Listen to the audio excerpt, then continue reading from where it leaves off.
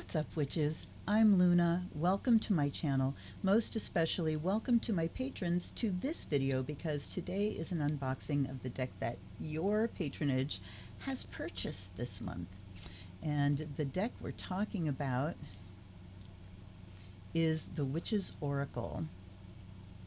And I apologize, I'm so happy to have the energy to do an unboxing. What I didn't have the energy for was grooming. So it is what it is. But here we have The Witch's Oracle by Sally Morningstar, illustrated by Danuta Mayer.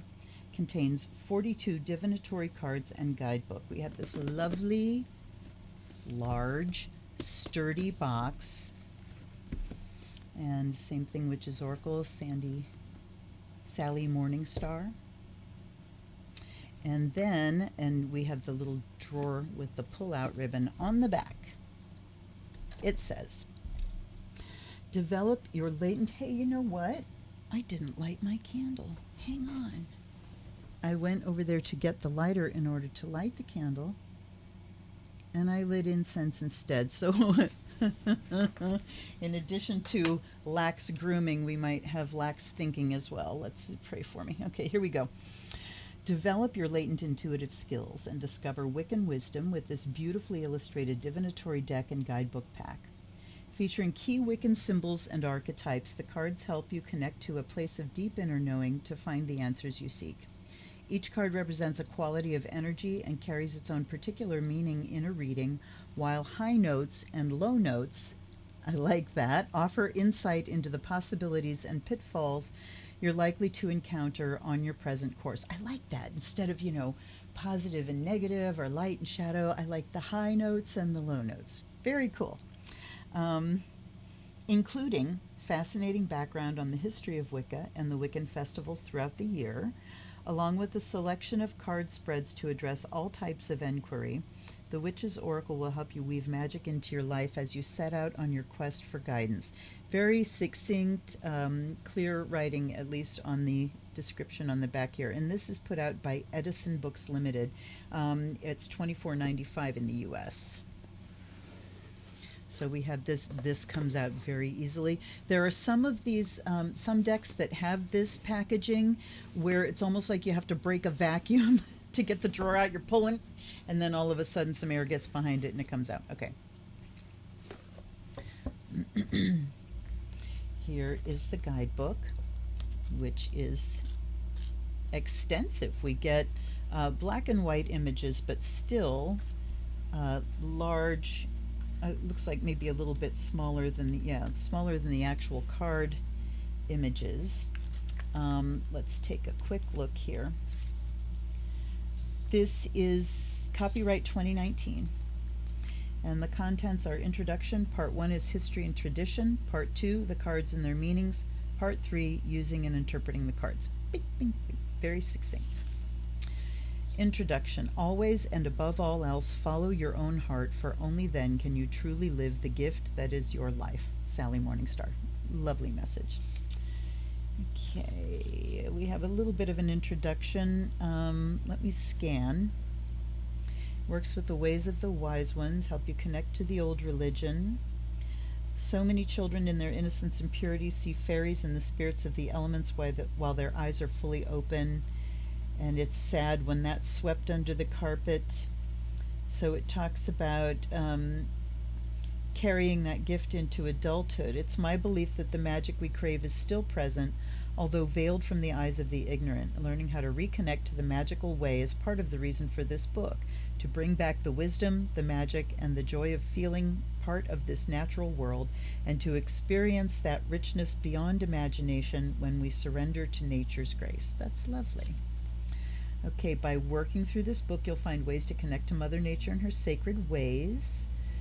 There is no evil or devil in Wicca, only the acknowledgement of opposing forces which can be worked with constructively. Darkness is the place where potentials are stored, where seeds of creation can be planted, where ignorance can be enlightened. The ways of a true Wiccan acknowledges differences and operates from tolerance and respect for others always. Okay, magic is always present. Alrighty. May the magic touch your heart too. So we have history and tradition. the history of Wicca in 3 short paragraphs. But you know, it's a deck, it's not a history book. People used to worship life and nature directly, seeking guidance and healing in trees, herbs, flowers, and creatures. Yes. So she talks about the book of Radia, Gospel of the Witches, and modern practitioners, Gerald Gardner, blah, blah, paganism and organized religions, witch persecution in Europe. So she is going into some stuff here. Witch persecution in America, witchcraft today. You know, it's a shame that we are still in a place where we still have to bring up the icky past, you know, when we're trying to put something out that is a positive expression of this particular religion, and yet in order for people not to take things wrong, or you know, whatever, that this information is, someone feels this information is necessary. I'm not criticizing that. I'm just saying it's a statement of our time still, although there are plenty of decks that deal with Wiccan stuff that don't go into it. So I do appreciate the background for people that might not know.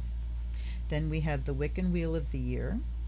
Ooh, we have Divination Tea. Mugwort, yes, that belongs there. Damiana should be in there too, but hey. Divination Tea, that's for Samhain. So we go through the tea just kind of comes right off the bat there, and then we have Samhain, the herbs of Samhain. Ooh, that's cool. Then we have Yule and the herbs of Yule and a winter incense recipe. This is very cool. Imbolg, the herbs of Imbolg, white flowers, a milk libation. So how to do that? The herbs of Ostara they have a dream seed ceremony here. Beltane has a tree dressing ceremony. Isn't that nice? So and these are very short. It's not like big, long, involved things. Letha, which is the summer solstice, making a fertility tierces. Lunasa, my birthday. Harvest bread recipe. Mabon has a full moon Esbat ceremony. And then we have the cards. High loads and no loads. I'm going to read about that. No loads, oh my God. This tells me that I'm still not 100%. high notes and no loads. I don't even know what came out of my mouth there. But here we go. High and low notes. Unlike tarot, in which the meaning of a card changes when it appears upside down, there are no reversed meanings in this pack. Instead, the high notes and low notes accompanying each card act like a vibrational scale. Yeah, like a frequency, high frequency, low frequency, offering their greater and lesser potential. You'll find that you will resonate somewhere on this scale, thus gaining an idea of the possibilities and pitfalls you're likely to encounter on your present course. The Witch's Oracle provides you with the quest rather than the answer. See, I'm glad it's at the introduction of the cards themselves, because a lot of people just skip this introduction. And I think this is really important information about the deck and how it has been perceived. So giving you the quest rather than the answer. And okay, its vibrational placement always points you back to yourself, suggesting where in your world a personal advantage or challenge can be found. The secret to mastering any wise path is to understand that everything is energy, everything is a cosmic play, and we are simply expressions of a great creation story. Become familiar with the energy behind these cards, and you will be well on your way to understanding the real power of the Wiccan way. Okay, awesome. Let's go to the cards. Well, let's look at the back section here. So once we get through the cards, we have using and interpreting the relationship spread, the feminine triangle, the masculine triangle, and then relationship potential. That's interesting. The ascension spread. And we have the chakras, the star spread, and reading for others card for the day, quick question spread, and that's that. Okay. To the cards. All right. I know that's a card, right? Um, we have a card stuck, and now we see that the drawer, this insert, this plastic insert comes out. I'm grateful for that because that seems to be the only way to get that bottom card out. So, might get rid of the drawer, truthfully. We shall see. Come closer.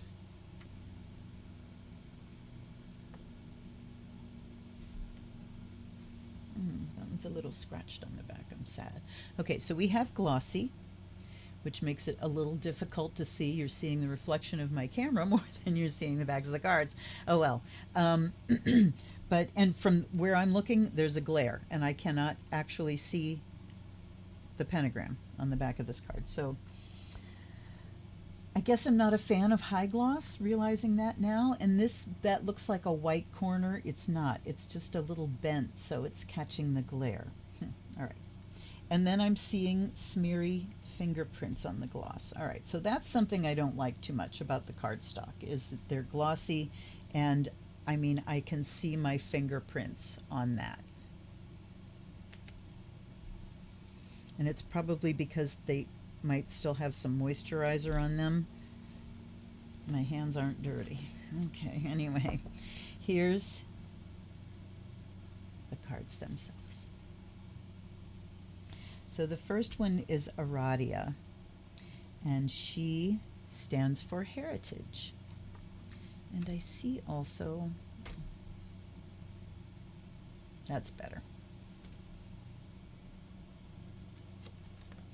Then we have Bat, rebirth in consciousness. Look at the moon and the, so let me talk about the artwork here.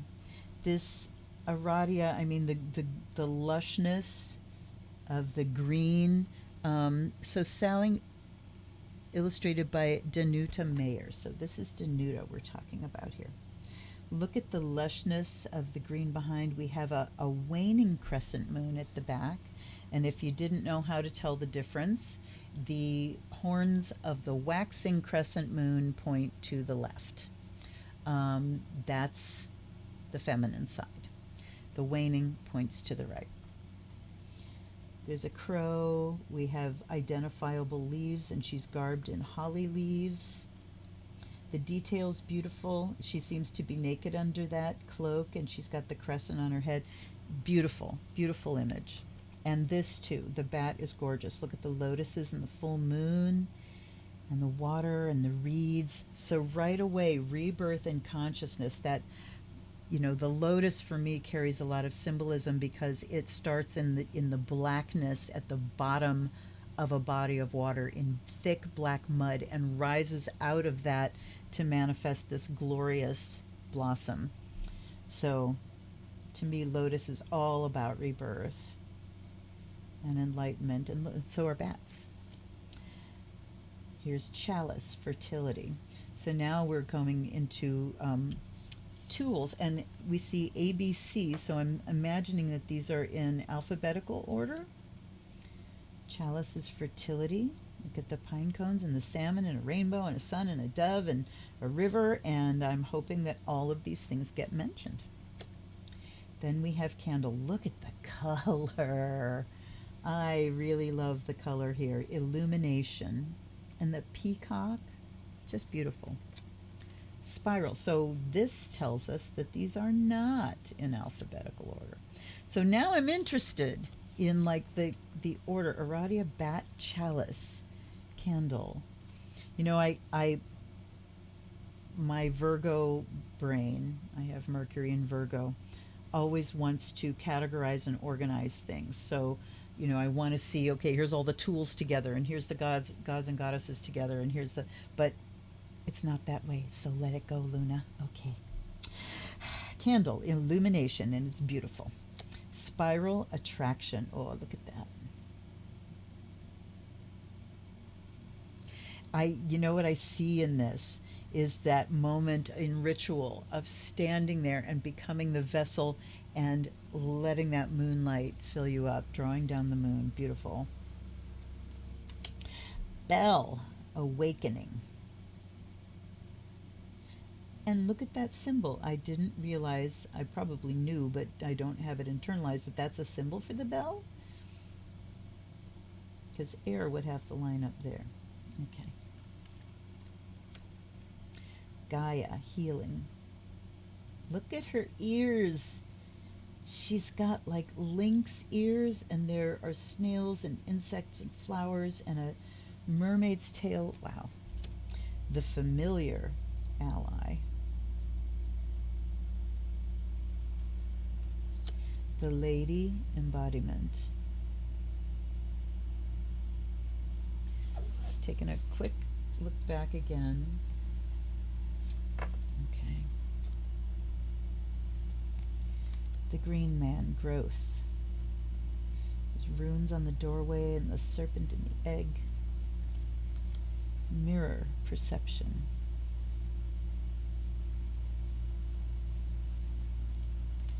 The silver bow, love. Cloak, camouflage. Boy, I'll say.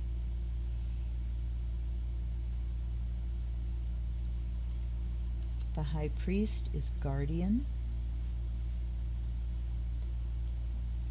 The moon is timing. Okay, so we've seen lady, we've had Aradia, and we've had the lady. Now I'm going to look and see if we have the high priestess. Here's the moon. Look at the rabbit in the moon. Timing is what that says. Neophyte is study. The keywords definitely make total sense with the image. Broomstick is cleansing. Look at this Venn diagram of the sun and the moon with you at the center. What I'm not seeing in this deck is any racial diversity. 18 is pentacle, evocation. Cleansing, yes, I did say that. I'm having a hard time keeping track of my own thoughts here, so evocation, okay. The serpent is power. And we've got the reflection of Adam and Eve. Wand is intention. 6-rayed star is unification, indeed, of the male and female. The Yoni Yantra. Black cat is psychism. Ew, I like that word. Athame is commander of power. The holy stone, and it's Holey, meaning having a hole or holes. Holy stone is protection, so that's a hag stone. Nemesis, lessons. Wow. Cauldron is the womb. Cave, retreat. Spider, patterns. The Queen of Elfame, I'm not sure how that's pronounced. Tir na Nog, so this is from Celtic. Magic and beauty. Cord, initiation. That brings back memories because my initiation cord looks exactly like that. It doesn't have the rainbows down here. There's an idea, but yes. Raven is keeper of secrets. Oh, I love this image with the spiral. There's a ribbon. Spell is enchantment. The horned god is life force. Cone of power is energy. Crystal ball, insight. And these are very much Wiccan symbols, capital W. I will say here, could have said it at the beginning, but to me, witchcraft has a small w. Wicca has a big W. I do not claim to be a Wiccan, although I was initiated into Gardnerian Wicca, because it is an organized religion, and I'm kind of allergic to organized religion. So, crystal ball is insight. Goddess is transcendence. Oh no, I finished that thought. Like I said, I'm having trouble following my own thoughts. Cone of power is something that is definitely part of training in Wicca, and it's a wonderful thing. I mean, I'm against organized religion, but it doesn't mean I'm against Wicca, itself. So much merit there. So when you work in a group, in particular, you raise this cone of power, but also individually. Goddess is transcendence. So I guess the lady is the high priestess. I wish they'd been consistent, either the Lord and the lady or the high priest, the high priestess. But, and then the god and goddess, we have the green man, and there's just goddess transcendence. Look at the image, though. It's just amazing. From the star down to the earth and the swan. Wow. Holy water, purification.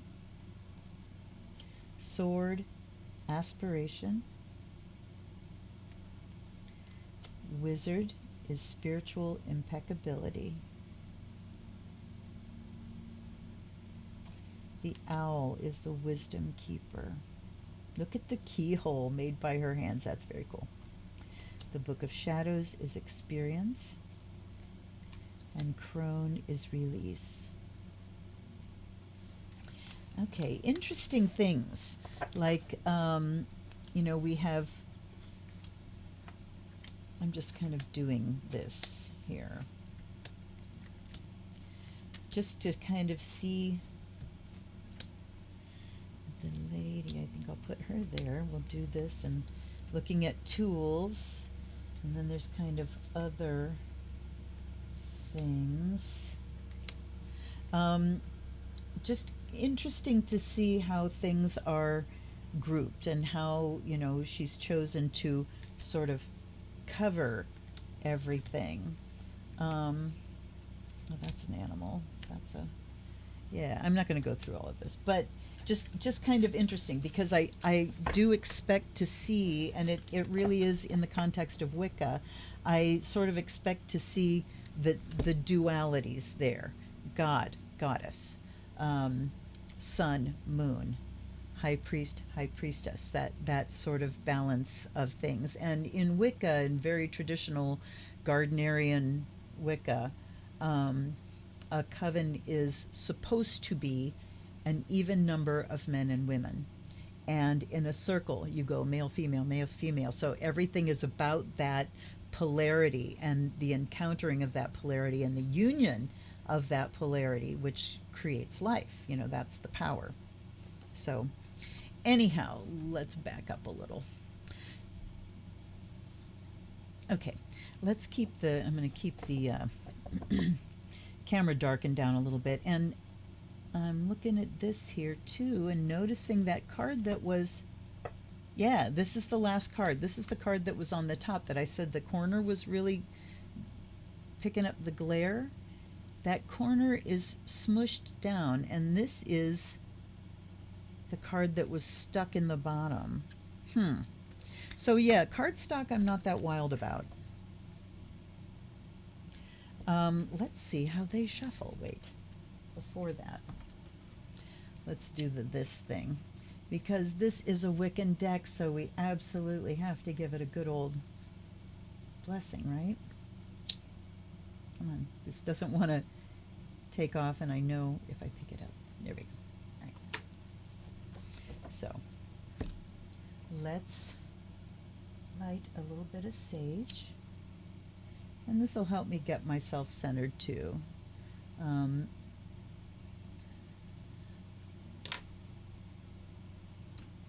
Sorry. Even in a ponytail, my hair manages to fall out. All right. So I offer this to you, most especially right now. I offer this blessing of air and fire. By this sacred smoke, may you be purified and charged.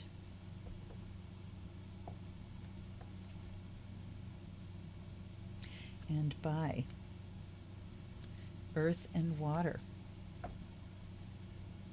may you be blessed and made whole. Another issue is I'm shooting this on Mercury retro, and so I guess I'm off the hook personally a little bit. And then I offer you this bell, by the element of sound and spirit. May the spirit of this deck awaken. And welcome to Guides and Guardians, Allies and Ancestors. Please support me in making words come out my mouth. I offer you fresh water. I offer you the fire of Azrael. And may the spirit of divination be awakened in this deck. Okay, now let's try a shuffle.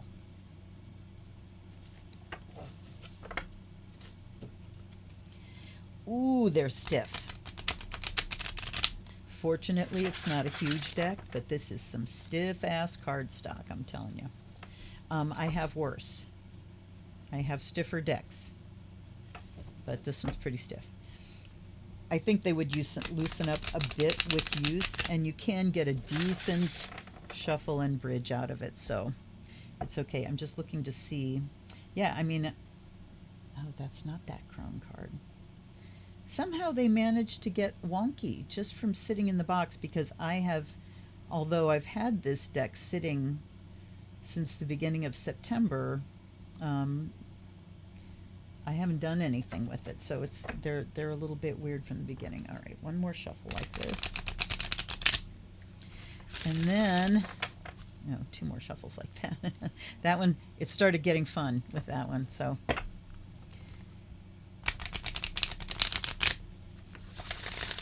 All right. So I think we're just going to do a 3-card spread.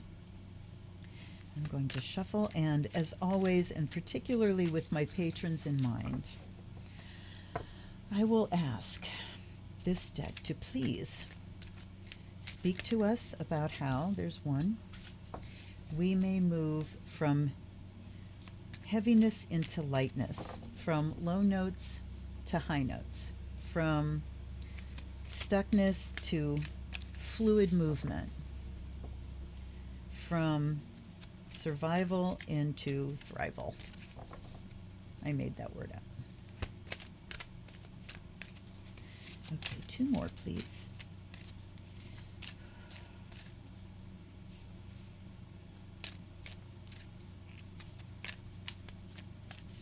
They cut shuffle easily, so, you know, the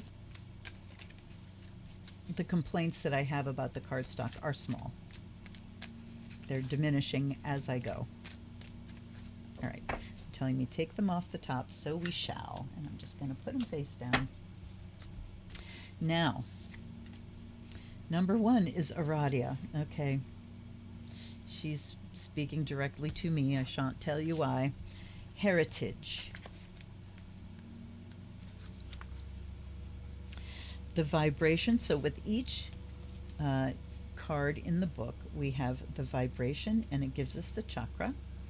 And then we have 3 keywords. So the keyword on the card is heritage. This says vibration, crown chakra, keywords birthright, heritage, celestial guidance. Aradia, queen of witches, and acknowledged as a daughter of the goddess Diana, is alleged to have lived in Italy during the 14th century. Also known as the Beautiful Pilgrim, she is recorded as a striking personality of her time. Some consider her to have been a female avatar who deserved to rank among such famous enlightened teachers as Christ and Buddha. Meaning, now is the time to claim your birthright, to claim your true self. You are being guided by celestial beings and earthly circumstances towards the embodiment of your highest potential. Your efforts are being acknowledged by high spiritual powers, encouraging you to continue your quest for personal enlightenment. Believe in yourself and what you are here to do. You will receive all the help that you need. Claim your power. Stand alone for a while, if necessary. You will not be alone for long. Life's circumstances are simply reflections of your own inner world. It's time to change yourself and to let the reflections coming back to you change too. The high note says claim your birthright, success awaits. The low note says review personal opinions and beliefs. Okay. So those, the high note and the low note there are pretty cool, because it's like claim your birthright. But if you're feeling stuck in that area and like, how do I do that? Then the low note says review personal opinions and beliefs. Okay. So I feel that the writing jives with the keyword. It does deliver and expand on that idea of heritage. It says you have people behind you that are helping you. You have spiritual powers behind you. Claim your power. So it's saying that, and there's a difference between the word heritage and the word birthright. Heritage to me says, well, it's something you've inherited, but that is more specifically about your like your cultural context, your specific ancestors. Birthright, I feel like is broader than that. So those, that's not a redundancy there.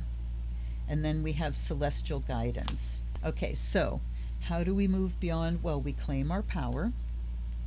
We acknowledge that we're not here alone. And I like the way it says, stand alone for a while if necessary. You won't be alone for long. So it acknowledges that there are times when we feel like we don't have the support that we need. And so the advice there is to stand alone. If you are in fact alone, stand alone, and it will change. So I do like the reading and the writing a lot. The second one, so we acknowledge our birthright and that it is our birthright to come into our power, to connect with higher spiritual beings, and know that life changes and things move on. Okay, Book of Shadows is the second card. And I didn't give these like any specific categories like situation, action, outcome, past, present, future, things like that. So let's just take it as a whole and see where we get. Book of Shadows is experience. The vibration is the crown chakra again. So here's that little nugget of information. We see that we've got continuity here. So what we're being asked to do is focus up here. And what is this crown chakra about? It's about that borderline between this finite physical body and the infinite, of which we are also a part. So asking us to raise our vibration right off the rip. Keywords: experience, discovery, acceptance. Experience, discovery, acceptance. So the Book of Shadows is where you write down all the things that you've learned. So the things you've experienced, the things you're discovering. You can have it, your journal can be a Book of Shadows or vice versa. Okay, the grimoire or Book of Shadows is the term used traditionally for a witch's personal Bible, the place where he or she stores sacred and occult knowledge and experiences, spells, and magical formulae. The Book of Shadows may well have been one of the first types of personal diary. Meaning, gathering experiences, well, and also because of the church. When the traditional religions, when the organic, nature-based religions were confronted by Christianity, Christianity with there can be only one paradigm, sought to stamp out religions. And at the time, when there were no printing presses, these things have been practiced forever and ever and ever. And so originally there would have been very few people that could read and write, but the ones who were the priests, the priestesses, the ones that, ran these rituals and stuff, had to have a way to communicate these things. And so, if you were being taught orally, you would want to try to write things down and keep it. And same thing, learning the craft. When I was initiated, one of the vows we took was to keep quiet, was to keep it secret and not talk about it to anybody, because it was dangerous, and that's not the case anymore, clearly. Just go to Witch Talk if you doubt that. But the Book of Shadows was very important because things were transmitted verbally, and this was your understanding of what you were being taught, and also because it's in your writing, not something that could be connected to someone else. All right. Gathering experiences is the tone of this card. Journeys of discovery in your inner and outer world will provide a rich fabric with which to weave your life. The Book of Shadows writes each chapter of your life. Embrace and welcome these experiences because they are the teachers and will show you the ways of the wise if you let them do so. Explore yourself and explore possibilities. By doing so, you will make discoveries beyond your imagination. Be wise and understanding. Whenever you are deep in the dark night, remember that life is changing. You are about to have worthwhile experiences. So again, we get that reminder that things change. Wherever you're at right now, they're bound to change. The high note says, wisdom from experience is being integrated into your soul. The low note, have no fear, you are returning to your true self. Okay. So all about experience and cataloging those experiences, writing those experiences down, putting them down in a form. And one of the great benefits of this is to track your own growth. When you are beginning your training, you can, be given a lesson on a particular thing, and your understanding of it is going to be a reflection of where you are at that time, and can be really skewed when you're learning very new things that you don't really have a context for. And then as you go on and have experiences, you'll get that, oh, that's what it was talking about. So the deeper meaning of this is that magic is a mysterious thing, and I'm using capital M, mystery there, meaning something that can be learned but can't be taught. In other words, something that needs to be experienced in order to learn it. So ritual in the craft is really setting up a context for those magical experiences to happen. So the Book of Shadows should be a reflection of those aha moments where you have become a lesson. Mystery, another definition I love, is that it's the lessons that we become. Because those aha moments change you, right? And we've had both cards here talk about change, acknowledging change. If you feel like you're alone now, just wait. You won't be for long. And this is talking about life is change. And your experiences are what change you at a fundamental level. So how do we move beyond this stuckness? We go into self-discovery. We raise our vibration up to the level of the crown chakra. So that's acknowledging the potential that you have within you, but it's also reaching out to your spirit guides, to these icons and gods and goddesses like Aradia, an avatar like Aradia, for assistance as a guide, and then the Book of Shadows to record these experiences and, discovery through watching ourselves unfold on the page. That's the value of a journal. Sometimes when you're writing, as you're writing, it's like, ow, you have these big realizations. So that's another thing, but it really is about recording and tracking that progress. The other key word here is acceptance. So I guess I can see that as accepting the lessons that life is bringing you, and stepping away from the shoulds of I should be this and I should be that, or learning this or that it is what it is. Accept the present moment and go deeper into that moment to see what it means to you and what it's teaching you. Okay, and then we have the Horned God. Look, Aradia, the Horned God. That's a nice little bookend there. And we do have, I said this is a white deck. This is definitely a white deck. There's no racial diversity here. And Wicca is a tradition that is strongly rooted in white Europe. That's what it is. Today, it is not a closed tradition. It is not a tradition such as some of the Native American traditions, some of the African culture traditions are closed practices, which means if you're not a part of that culture, you are invited to please not practice this. And I thoroughly understand it, because these are religions that were wrenched away from people and they were persecuted for. And so it's the reclaiming of that culture. And Wicca certainly qualifies for that. You know, how many hundreds of thousands were murdered, being accused of being witches when they actually weren't? That's the rude part. But witchcraft, the existence of witchcraft, was used as an excuse to torment and murder. So I can see that part. We'll move on. The horned god, life force. And he is the root chakra. Of course he is. Kind of wish there was some peen here. You know, he's covering up. But look, we've had crown, root. So we need to draw from higher up down through.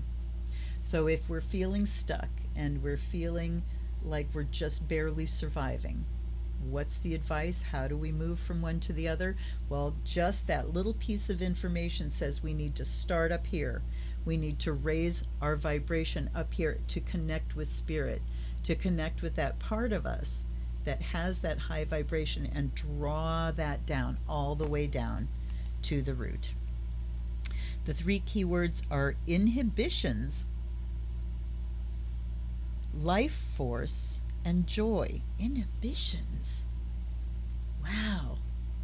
Do I not ever not associate the horned god with inhibitions? I mean, Pan is a horned god. He ain't inhibited. All right, let's see what it says. The horned god, also known by other names such as Cernunnos, Herne, and Dionysus, is a god of nature, the underworld, and wild places. In ceremony, he is represented by the ram-headed serpent and the stang, a simple wooden staff that has 2 prongs at its tip. He is a central deity in Wicca and is lord of the earth and guardian to the underworld. Meaning, if the horned god appears, your desires may be out of balance. Okay. You may be feeling the need to seek more genuine joy and deeper connectedness in your life by freeing emotions and inhibitions. Okay, so the inhibitions thing, it's like calling that to your attention, that maybe he's coming because there's a way in which you're inhibited, and the horned god is here to show you the way out of that. That makes sense now. But life is not always about having a good time. Be responsible and committed too. The horned god reminds us that we need to give thanks for what we receive, to celebrate our life. Yes, indeed. If you are stressed or unwell, he indicates that you may need this time to be natural, to be yourself. If it seems that your life is not your own, reintegrate yourself with those who support and affirm who you would like to be. Let go. Wow. I mean, it's like every one of those sentences had a different little facet to look at there. So I want to say that I could speak for a while on each one of these sentences. The potential is here to go much, much deeper. The high note, fun and celebration, are indicated. The low note, find what makes you truly happy. So the low note there takes us from, just partying, and maybe that's superficial, or maybe we're using that as a way to escape from the things that we need to address. And it says, I already forgot. The low note says, find what makes you truly happy. So instead of using that as a kind of stand-in for real happiness, yeah, I'm partying, so I must be happy. Not if you're using it to escape from your life. And so it says, rather than doing that, come down, down further, and find what really makes you happy and focus on that. So, wow, I like it. I really like it. I love the messages that came out. It certainly has potential to just go bing, bing, bing with keywords and an intuitive reading, but it also, the writing opens little doors that can take you much, much deeper. I'm interested in the Book of Shadows here that there's a window in the background. So talking about insight and seeing into things, and the candle talking about illumination, and the rose, which is, sometimes the smell when the goddess appears. She comes in a scent of roses. So there's just a lot to be that you can latch onto. I like the way the horn god has the dark and the light, that dual aspect. The artwork is absolutely beautiful. And it's a witch deck. What's not to like? So I'm really digging it. I am. I would love to know what you think below. Please put your comments in here. Let me come down here again. And again, thank you to my patrons who, I do no exclusive extras for them. It's just, there's a link below if you want to join. It's like $3 a month to say good work, Luna. And I have people who contribute more than that every month with no expectation of anything exclusive, and I appreciate that so much. So they get this content before you guys do. It's the least I can do, particularly when I've gone through a phase of being, out of the mix for a while. So my sincerest thanks to you for this deck. Decks that I buy with your money have that gift energy thing about them. So I'm really looking forward to working with this on a personal basis and integrating it. And it's awesome. I love it. I love it so much. I let them pick. I gave them a choice of 2 different decks that I was looking at, and they picked this one for me to get. So again, lots of gratitude. Thank you so much for hanging out with me. Hit the like button, subscribe if you haven't already. And there are multiple links below that you can support me, with a one-time thing, or join my Patreon, or buy something from Magic Planet and get a discount, or what else can you do down there? Anyway, buy me a deck from my Amazon wishlist. If you buy me a deck, I will read for you on my unboxing video, and you can even send me a question if you have something in particular that you would like me to read about. All right, you guys, thanks so much for being there. I will see you next time, and until then, this is Luna. Blessed be.